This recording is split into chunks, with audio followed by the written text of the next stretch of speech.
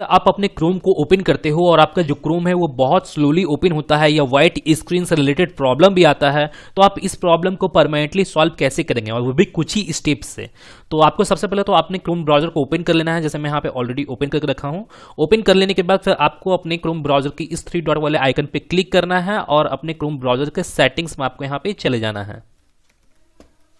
Settings में आने के बाद फिर आपको यहाँ पे प्राइवेसी एंड सिक्योरिटी का ऑप्शन शो होगा, तो सबसे पहले आपको इस ऑप्शन पे क्लिक करना है और आपको यहाँ पे क्लियर ब्राउजिंग डेटा का ऑप्शन शो होगा, तो आपको इस ऑप्शन पे क्लिक करके आपको यहाँ पे जितने भी ब्राउजिंग डेटा है, जैसे कुकीज़ हो गया या अदर साइड डेटा हो गया या कैसे वगैरह हो गया या डाउनलोड हिस्ट्रीज हो गया या ब्राउजिंग हिस्ट्रीज हो गया, तो आपको इन सभी को आपको यहाँ पे चेक मार्क करना है और आपको इसे ऑल टाइम में सेलेक्ट कर आपको इन सभी को क्लियर डेटा पे क्लिक करके आपको इन सभी को क्लियर कर लेना है।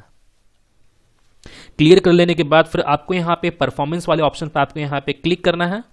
परफॉर्मेंस वाले ऑप्शन पे आने के बाद फिर आपको यहाँ पे मेमोरी सेवर का आपको यहाँ पे ऑप्शन शो होगा, तो आपको इसे इनेबल कर लेना है, जैसे मैं यहाँ पे ऑलरेडी पहले से इनेबल कर रखा हूँ अपने सिस्टम के अकॉर्डिंग। और यहाँ पे मैं एनर्जी सेवर को भी यहाँ पे ओपन मैंने ऑन कर लिया हूँ, तो आपको इसे भी आपको यहाँ पे ऑन कर लेना है। इन सभी को कर लेने के बाद फिर आपको यहाँ पे सिस्टम का आपको यहाँ पे ऑप्शन आपको यहाँ पे शो हो रहा होगा, तो आपको इस सिस्टम वाले ऑप्शन पे चले जाना है। और सिस्टम वाले ऑप्शन पे आने के बाद आपको यहाँ पे ये पहला ऑप्शन आपको यहाँ पे शो हो रहा होगा, continue running background apps when Google Chrome is closed, तो आपको इस ऑप्शन को आपको यहाँ पे टर्न ऑफ कर देना है, अगर बाय द वे ये टर्न ऑन रहता है तो। क्योंकि इससे होता क्या है कि आपके क्रोम ब्राउजर में बहुत सारे unused application background application run कर रहे होते हैं, और जिसका से आपका जो क्रोम ब्राउजर है वो आपका स्लोली ओपन होता है या वाइट स्क्रीन से रिलेटेड प्रॉब्लम होता है, या कभी कभार तो आपका क्रोम ब्राउजर हैंग भी कर जाता है। तो आपको यहाँ पे इसे टर्न ऑफ कर देना है और आप यहाँ पे देखोगे यहाँ पे use hardware acceleration well available का ऑप्शन होगा, तो आपको इसे टर्न ऑन कर लेना है, अगर बाय द वे ये टर्न ऑन नहीं रहता है तो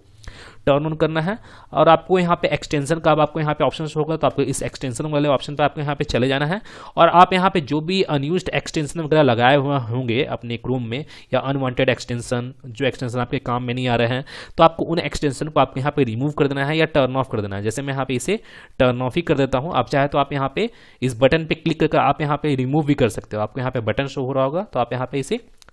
टर्न ऑफ भी कर सकते हो। अगर आपको रिमूव करना है तो आप इस पर क्लिक करके आप यहाँ पे इसे रिमूव कर सकते हो। तो इसे कर लेने के बाद अब आपको करना क्या है,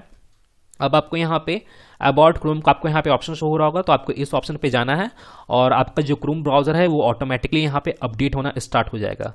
तो यहाँ पे ऑलरेडी मेरा यहाँ पे जो क्रोम ब्राउजर है वो अप टू डेट है, अगर बाय द वे यहाँ पे अप टू डेट नहीं होगा तो यहाँ पे अप टू डेट हो जाएगा। तो आपको यहाँ पे अपने क्रोम ब्राउजर को भी आपको यहाँ पे अपडेट कर लेना है और इसके बाद आपको यहाँ पे अपने सिस्टम को एक बार रीस्टार्ट भी कर लेना है। और रीस्टार्ट करने के बाद जो आपका जो क्रोम ब्राउजर से रिलेटेड प्रॉब्लम है वो प्रॉब्लम आपका परमानेंटली सॉल्व हो जाएगा। तो गाइज मैं फिर मिलता हूँ नेक्स्ट वीडियो में, till then and bye bye.